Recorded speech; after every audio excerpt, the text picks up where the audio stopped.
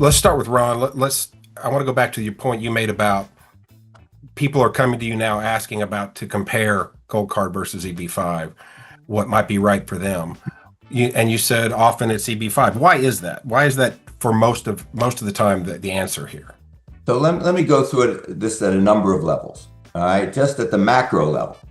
So EB-5 is a law with it has a legal provision that says as long as you invest and file your application by September 30, 2026, no matter what happens to the EB-5 program, no matter what changes we may make, you're grandfathered, you're protected.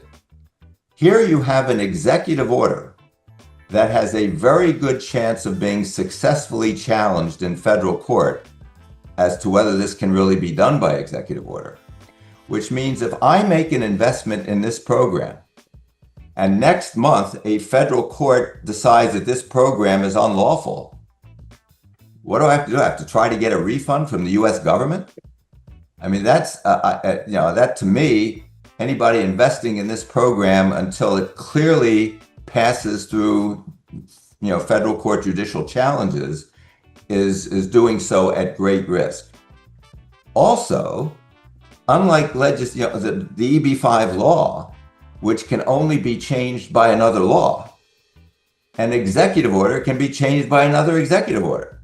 So if, for example, the president says, well, I don't like this $1 million thing, that was ridiculous, I want a $5 million platinum card, and we're going to get rid of the gold card, and I'm going to issue an executive order saying that's out, you lose. Any executive order can be changed by another executive order. Or if your case is pending because of quota backlogs and there's a new administration in and they don't like the program, they can end the gold card by executive order. So all that is very risky. At a more micro level, if I'm doing EB-5, I'm usually doing 800,000. If I'm doing gold card, I'm doing $1 million. I don't know if I'm doing 4 million for a family of 4 or not. I know if I'm doing EB-5 and I'm investing in a project by Civitas, is a pretty darn good historical track record that I'm going to get my money back.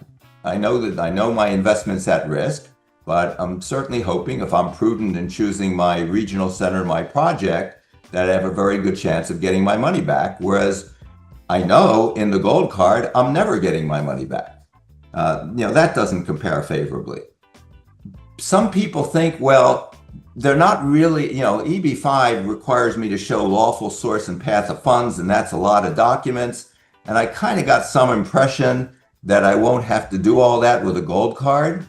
I think it'll be exactly the same, because there's no way that anybody in the US government is going to state that, well, you don't really have to show your funds are lawful for the gold card program. I want to hear the person who's going to go, make that as a public statement. Right. Unless you're going to state that, in the end, it's going to be proving that your funds are lawful, which is the same as EB-5. There's no tax benefit to the gold card compared to EB-5. So for a whole host of reasons, when I'm analyzing with my clients, as I'm already doing, EB-5 versus gold card, in most cases, EB-5 makes a lot more sense.